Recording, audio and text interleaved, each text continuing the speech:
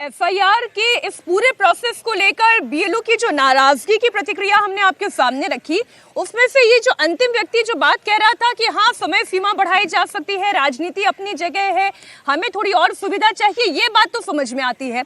लेकिन उससे पहले की दो प्रतिक्रियाओं को बड़े गौर से सुनने की आवश्यकता है कि क्या उन्हें प्रोसेस से परेशानी है या इसके पीछे की पॉलिटिक्स से परेशानी है। क्योंकि बीजेपी के नेता शुवेंदु अधिकारी ये कह रहे हैं कि ये बीएलओ नहीं है, दरअसल ये तो टीएमसी के कार्यकर्ता हैं जो बीएलओ की शक्ल में इस वक्त सड़क पर उतरे हुए हैं।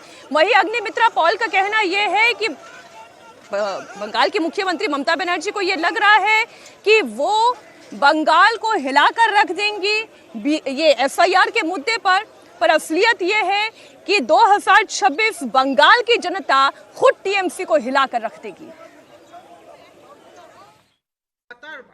ये गैर कानूनी है, इसका पास माइक्रोफोन का परमिशन नहीं है, ये बीएलओ नहीं है, ये टीएमसी है। एक रिलीजियस कार्यक्रम करने के लिए एलओपी को कोर्ट जाना पड़ता है और ये लोग 144 एरिया में 7 दिन से माइक बजा रहा है, शोर मचा रहा है, चोर मचाया शोर, और ममता पुलिस इनको सहारा दे रहा है। एक डीसी सेंट्रल ये सब कर रहा है सीधा। हाँ, तो पूछ लीजिए उनको क्यों उनको उतरना पड़ा। एसआईआर को लेकर उनका ऑफिस है, कंट्रोल कर रहा है ममता की पुलिस। ये कौन है? ये कॉन्स्टिट्यूशनल बॉडी है, तुरंत उसको सस्पेंड करना चाहिए। आईपीएस कैडर है, उसको तुरंत उसको खिलाफ एक्शन लेना चाहिए, इंदिरा मुखर्जी के खिलाफ। ममता बनर्जी का कैडर है, ये लोग बीएलओ नहीं है। ममता बनर्जी चाहते हैं कि एसआईआर प्रोसेस रुक जाए और रोहिंग्या और बांग्लादेशी और मृत वोटर, शिफ्टेड वोटर को रह दिया जाए और उस वोटर से 26 का इलेक्शन हो। वैसा हम लोग होने नहीं देंगे। आज इसलिए इन लोग आए हैं, चिल्ला रहे हैं, लेकिन एसआईआर होगा और 26 का इलेक्शन एसआईआर का जो रोल, वोटर रोल होगा, उसी में होगा। तो एसआईआर भी मानना पड़ेगा। अब जितना भी नाटक करे, जितना भी बोले कि हम हिला देंगे, बंगाल के लोग ममता बनर्जी 26 में आपको हिला देंगे। अब देखते रहिए। 12 राज्य में हो रहे, बंगाल को लेकर बिहार में हो गया है।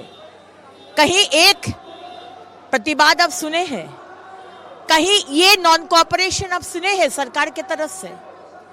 आज 1000 data entry operator election commission मांगे थे, आज नहीं दिए ममता बनर्जी, ताकि बीएलओ के ऊपर स्ट्रेस आए, प्रेशर आए। प्रेशर सबका जीवन में है, लेकिन आज बीएलओ का डेटा ऑपरेटर अगर दे देते तो आज ये समस्या नहीं होता। अग्निमित्रा पॉल को भी आपने सुन लिया, शुवेंदु अधिकारी को भी आपने सुन लिया, लेकिन ममता बनर्जी की परेशानी क्या है? और जब एफआईआर का मुद्दा विजय लक्ष्मी आता है तो टीएमसी का स्टैंड तो हमें समझ में आ रहा है, लेकिन यहीं जब इंडिया ब्लॉक की एकजुटता दिखाने का वक्त होता है तब टीएमसी मीटिंग से नदारद रहती है। तो इन दोनों जरा सिचुएशन पर आप थोड़ा रोशनी डालें कि हुआ क्या है, टीएमसी चाहती क्या है और परेशानी क्या है। देखिए, टीएमसी एक तो क्रेडिट लेना चाहती है भाई कि हम लड़ रहे हैं, हम ही यहाँ पर पिछली बार भी अगर देखें तो इंडिया ब्लॉक की काफ़ी सारी मीटिंग से टीएमसी नदारत रही थी, हालांकि प्रोटेस्ट और ये सब चीज़ों में आई।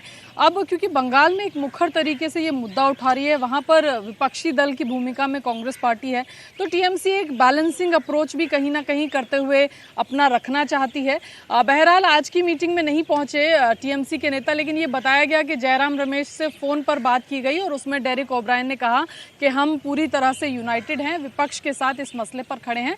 लेकिन थोड़ी रशाकशी दिखती है क्योंकि कांग्रेस पार्टी एक नेशनल पॉलिटिकल पार्टी है, लेकिन स्टेट के पॉलिटिक्स के डायनेमिक्स की बात करें तो वहाँ की पॉलिटिक्स थोड़ी डिफरेंट है। तो एक वो जो टाइट रोप वॉक है वो दिखता है आपको कि टीएमसी आपको इंडिया ब्लॉक की मीटिंग्स में नहीं दिखती है, लेकिन प्रोटेस्ट में दिखती है। फिर उसके अलावा इंडिया ब्लॉक अगर सदन में प्रोटेस्ट करता है तो वहाँ पर भी टीएमसी के सांसद जो हैं वो आपको नजर आते हैं। अब देखिए, जो बंगाल में हो रहा है वो तस्वीरें हमने आपके सामने रख दी। वोट अधिकार यात्रा को लेकर भी, एसआईआर को लेकर भी इसी तरीके से बिहार में भी खूब माहौल तैयार करने की कोशिश हुई थी, लेकिन चुनाव आयोग अपने तरीके से काम करता चला गया। आज एक बार फिर से ये जो एफआईआर का मुद्दा है, ये दोनों ही सदनों यानी लोकसभा और राज्यसभा में इस कदर हावी रहा कि लगातार यहाँ पर हंगामा चलता रहा। विपक्ष के हंगामे के बीच मणिपुर में जीएसटी संशोधन बिल सरकार ने पास करा लिया है।